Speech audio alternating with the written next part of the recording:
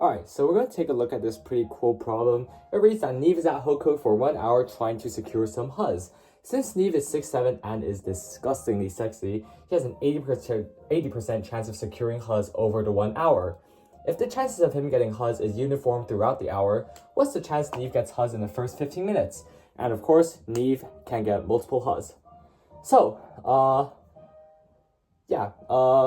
first of all, let me tell you the obvious answer, which is wrong.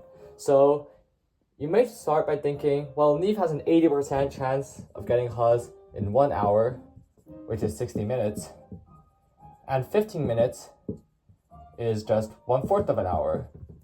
So that means the chance is going to be 1/4 of 80, 20%.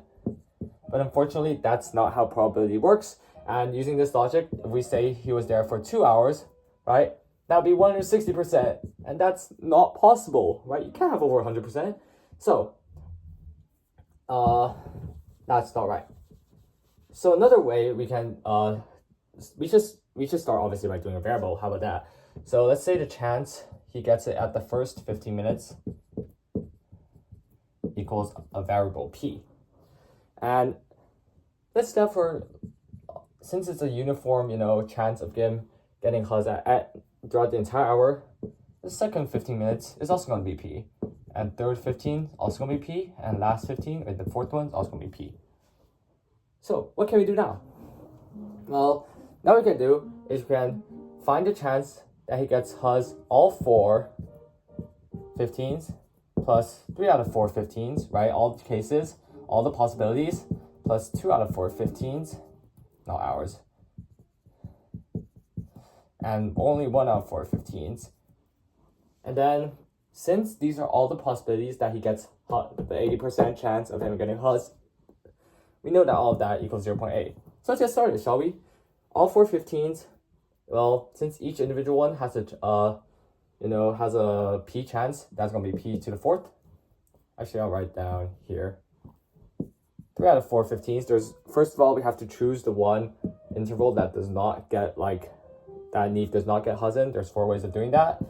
And then for the 3 ones that are chosen, there's, again, p ways, so it's only p3 this time. And for the last one, it's going to be 1 minus p, since we don't want the p. And we could go on like this, but this is a lot of work. And eventually, yeah, you said this is 0.8. But eventually, you'll have to solve this, and you have a p to the 4th power, right? And that will just take way too long, and that's just not efficient. Alternatively, let's try a different way.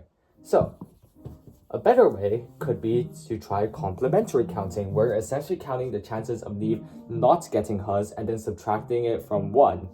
So the chance of Neev not getting huzz, of course, is 0.2, right? So what we want to do is we want to find the chance that Neev does not get huzz over the entire hour in terms of p.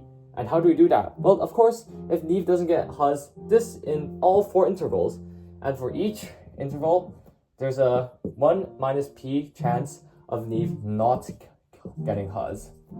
So over all 4 intervals, the total probability will be 1 minus p to the 4th power. That's much easier, isn't it? Just this. And now, what we can simply do is we write this as a fraction, take the 4th root, and then we do some slight rearranging. We get p equals 1 minus 1 over 5 to the 4th root.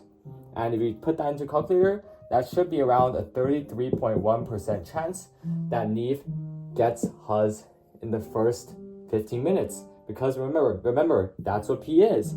So, Neev, good luck.